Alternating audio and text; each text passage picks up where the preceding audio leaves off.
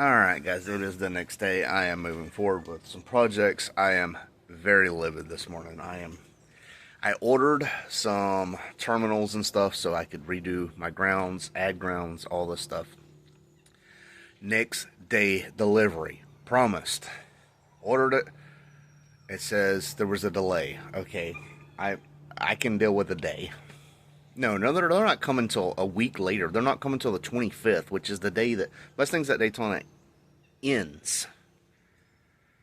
What's the point of paying for Prime and selecting stuff that's next day delivery if it's not going to be next day delivery?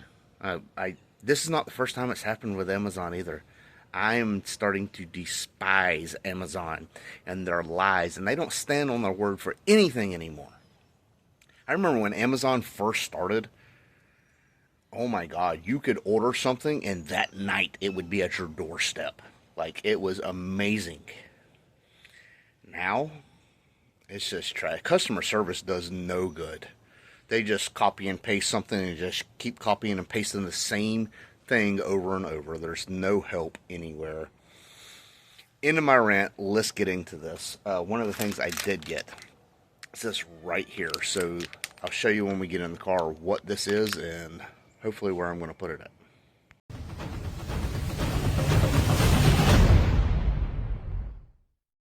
Alright, don't mind the sand. I have to get in here and vacuum this out and stuff. But so basically, if you notice, one issue that I have is I have no power outlet.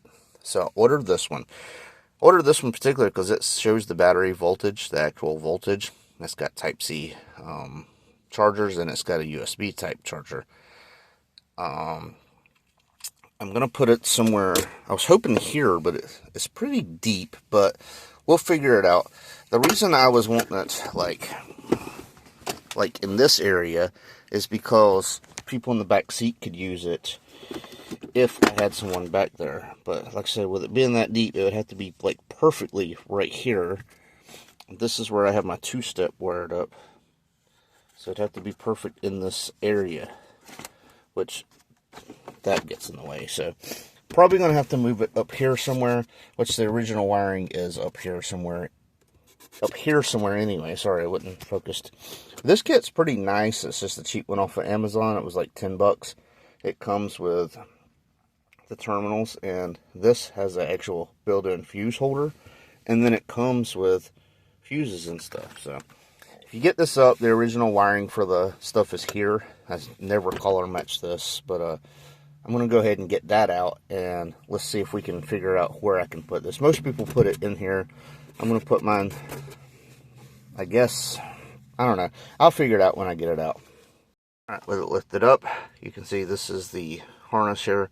So both of these blue wires are power wires. One went to the outlet and one went to a light bulb. And then the black is a ground. So you can actually tie into either one of these. But I'm going to go to the blue and white because it's thicker wire. And then the ground. So I am just snipping that and cutting in. It's probably not the proper way to do it, but that is the way I am doing it. So, and then looks like I'm going to have the most room right in this general area. So that's probably where I'm going to put it, is over here. Now I do have a bit of a lip, so I want to make sure I don't cut through that. But I think that's well to the inside of that. Would make sense. Yeah, because there's the nub that would go right there. Yeah. So let's get started on this.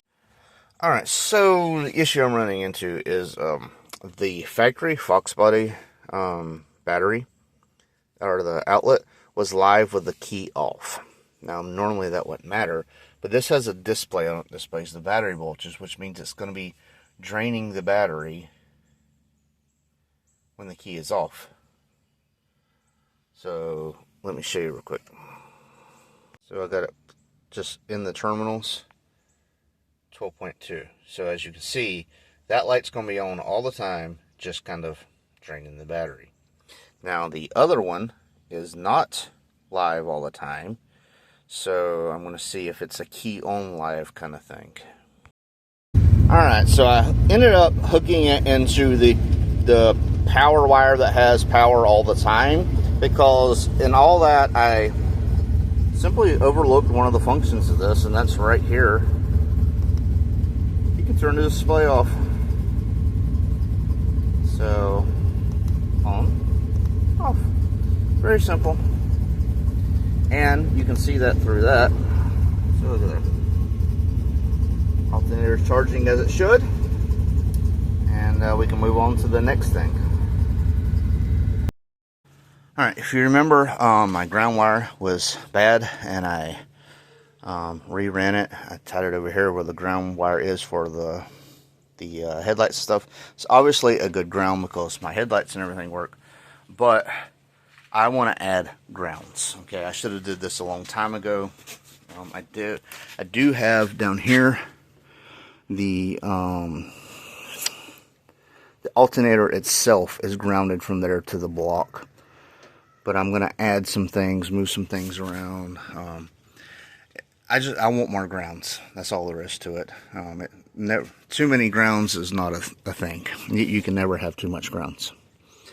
So yeah, I got the one over there, the one over here, and then I'm gonna add another one somewhere at least, because I want this. I want the peace of mind that I'm not running into a ground issue, if that makes sense. Alright, can anybody spot the new ground? So it goes right in the intake here, runs that way, comes over, goes here. Now this is where the hood light was, and then I took it off, and then that's where the underbody LEDs was, but that got ripped off. So using that ground location, so now I have from the upper intake to the firewall. Firewall is grounded, of course. There's things that get factory grounds at the firewall. I think that's going to be good. Like I said, I got one from the alternator to the block. I got one from the block to the frame. One from the intake to the firewall. So that's 3. What I used, let me show you, because I loomed it all up because I could not stand the thought process of another... I could not stand the thought of another red wire in my engine.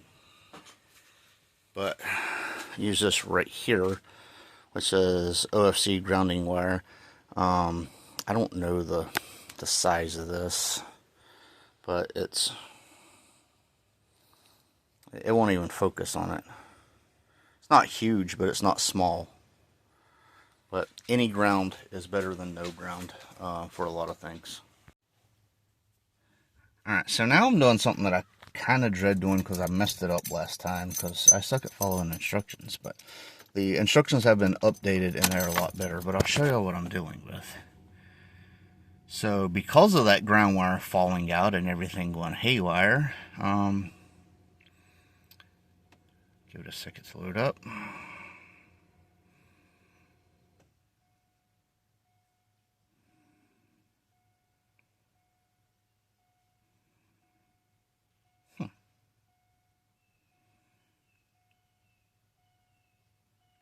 Well, as you can see, I'm having issues. This needs to be updated, basically what I'm saying.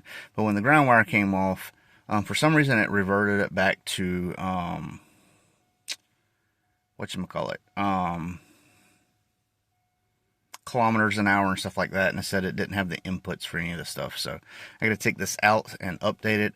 It's not as bad as it sounds. I just don't want to do stuff like this. Just being honest. Alright, let's see what this looks like now. Loads up the next gen.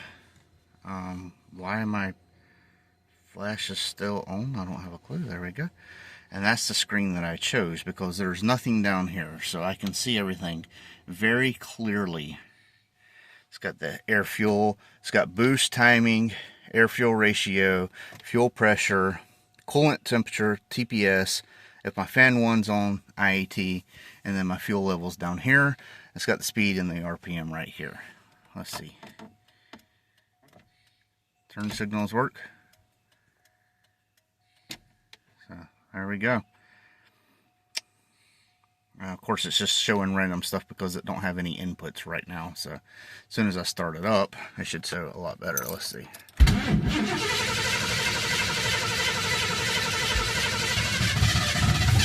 eventually.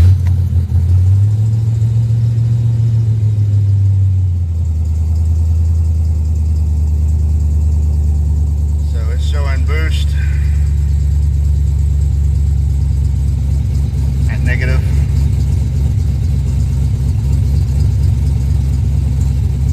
Which is in vacuum, so that's good. Let's see. Fuel pressure around 39 to 40, that's good. Coolant temperature 104, that's about the same. TPS at 0. I don't have battery voltage because I don't need it over there. Let's see, I don't have IAC over there, I don't need it because I have it over here. Everything is about in touch. The only thing is this says like negative 13 and this says negative 7. And this is getting a reading straight from Holly, which is what that is. But that is boost and this is P-sig, so I don't, there might be some kind of variation. But let's see. Let's see what it does when I give it.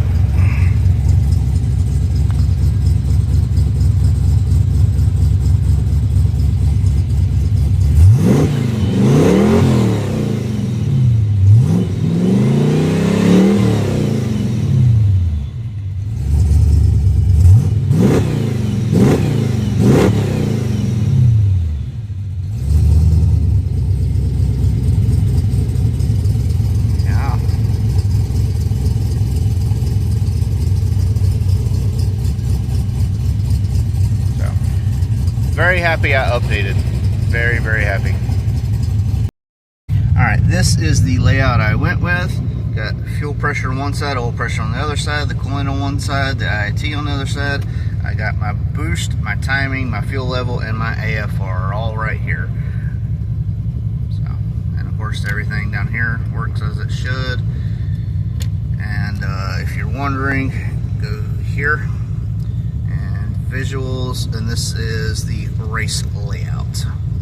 Now you can change the brightness and all this stuff. Also, let it go back to this. If you want to change any of these, you hit this purple thing and it gives you the layout, like what gauge is what. So you see I don't have anything in 6 and 7. I didn't want anything down there. So this is the perfect setup for that because there's nothing there now. You can't see it really, but got the other spacer in. Basically, between the top hat of the shock and that, I have one of these. So I'm going to do the other side, and then I'll be done with this, and hopefully it'll be a little bit quieter back in the rear. Alright, ignore the neighbor's dog. So, check this side up a little bit more. So basically, this top hat just sets up in there, and it clangs and bams around because there's no rubber there. There's nothing. It's just metal on metal. So you put one of these spacers in here, put it like that, line the hole up, and then put everything back through. And now there's a cushion, so when you hit a bump, if this gap kind of opens and closes really fast, it's not a slamming noise. So, should help keep tension on everything also. Before I put the top bushing on, you can see there's the rubber bushing underneath. So now I can put the top one on and it'll be sandwiched in rubber right there. Alright, both sides are done.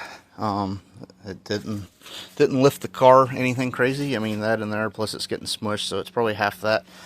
Not even anything noticeable. It weird, but you hear it over here. I get a little clunky clunk. I think it's the top hat on the body. So I think it's the top hat on the body. I might have to go and clearance the body right there where the top hat is. But that's about it. So I think I'm gonna lift it up over here and clearance the body, so I'm just pry it out away from the top hat. All right, so the sound sounds very central, like right here, like when I'm over here. Let's see if I can. I can't. Something's hitting. It sounds like it's right in this area. I don't know. But I gotta figure that out. Something's definitely banging. Alright, so I do have a bump stop that I got some of it off, so it's not as bad. So, yeah, there's still like that much bump stop up there. I can only remove like a little bit off of it because there's brake lines and stuff, and I'm running out of time and daylight, and I have to work tomorrow, and you know, all that good stuff. So this is where I'm stopping. So all in all, the prep for this, Mustangs at Daytona, the crunch is, you know, hitting me. I waited a little bit too long. Notifications. Let's see, I got the outlet so I can charge my phone on the way. I can have my GPS plugged in for the speedo. I upgraded my digital dash. I added grounds. I added the rubber spacers between the top hat and the body, or isolators pretty much. Let's see. Pretty much all I have left to do is like vacuum it and stuff. I'm not going to run them other seats before the event, so like they stuff to dry and everything, and I'm just, it'll be like, it's already Tuesday, tomorrow's Wednesday, so I have to work Wednesday and Thursday, and then I'm off Friday and Saturday for the event. So them 2 days that I work, I'm not going to have time when the seats dry to throw them in and everything, so that'll just be a down the road project. But like I said, got a lot done, and kind of excited. We'll see how this goes. Most of it's cleaning up and detailing that's left. Yeah, so I just took a stepper bit. I don't know if I mentioned that. It's the drill bit that has, you know, a bunch of different sizes on one bit. Made the hole big enough for it to go through. I basically just traced the trim ring and then just cut it out to that size. And then, like I said, I'd put 2 of these, one on each side on the rear, between the top hat of the coil and the frame, so that way it's not clinging frame the body. UPR on their site suggests taking the stock one and cutting it down. So this I didn't have to cut down, and it has a lot more surface area. So all in all, I think I got a lot done. Like I said, there's not a lot left as far as what I can do in the time that it's going to take. So this is the Mod Addict. Thank y'all for watching. I hope to see some of y'all there Friday and Saturday. Friday my car will be there. Saturday it will not, because I'm bringing the whole family Saturday, and they're not all going to fit in the Fox body, and my wife is unable to drive. But beside the point, I'm super excited to have the family over there. I love that they want to be involved in this, and yeah, so this is the Mod Addict. Thanks for watching, and these gnats are driving me insane, and I'm out. Turn around, I done made it this far. Look back now, that wouldn't be too smart. Shoot for the stars even when it gets hard. Put my faith in the Lord with the 60 bars. I won't turn around, I done made it this far. Look back now, that wouldn't be too smart. Shoot for the stars even when it gets hard. Put my faith in the Lord with the 60 bars. I won't turn around, I won't